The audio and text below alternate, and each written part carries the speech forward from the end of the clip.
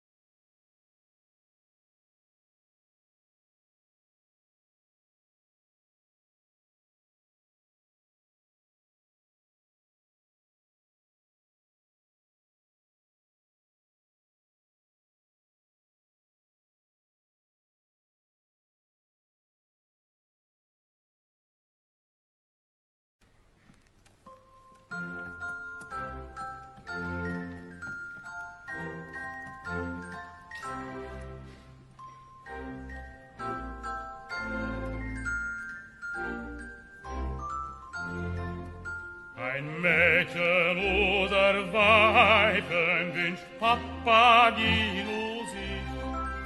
O so ein sanftes Deuten der Seligkeit für mich.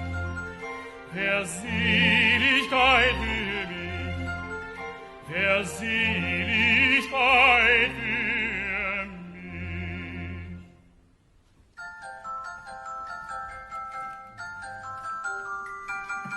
Dann schmeckt mit Trinken und Essen, dann könnt ich mit Fürsten mich messen, des Lebens als Weise mich freuen und wie im Elysium sein. Dann könnt ich mit Fürsten mich messen, des Lebens als Weise mich freuen und wie im Elysium sein. Im Elysium sein.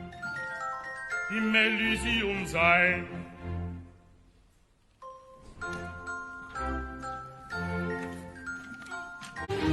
Can you imagine a musician who can't hear?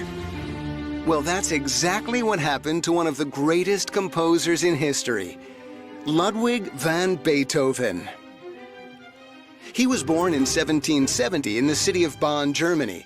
His father, a very strict man, gave him his first music lessons. At the age of 5, Beethoven showed great talent at the piano. When he was 8, he started taking lessons with the musician Christian Neef, who was impressed by Beethoven and gave him a formal musical education, enabling him to become a professional musician at the age of 11. When he was 16, he participated in a recital for the great composer Mozart, who was very impressed by the talent of young Beethoven. Although his career was promising, at home he was going through some very difficult times. At a time when medicine was very limited, Beethoven lost 3 siblings when they were still babies. He also lost his beloved mother to tuberculosis when he was just 16. His father's alcoholism worsened, and even though he was still young, he had to become the head of the household and raised his younger brothers, Caspar and Nicholas. In 1792, at the age of 22, Beethoven moved to Vienna, Austria, which was the world capital of music, where the greatest composers of the time lived. In Vienna, Beethoven studied with great musical masters like Joseph Haydn and Antonio Salieri. There, he composed all his major pieces. But when he was 26, he started losing his hearing. Obviously, this left him deeply troubled, even embarrassed, and he kept his disability a secret for many years. But even while he was going through immense suffering, Beethoven continued composing. At the age of 54, in 1824, only 3 years before his death, he composed one of his most famous pieces, his Symphony No. 9. Rumor has it that while composing it, he would lay his ear over the piano to be able to hear the notes.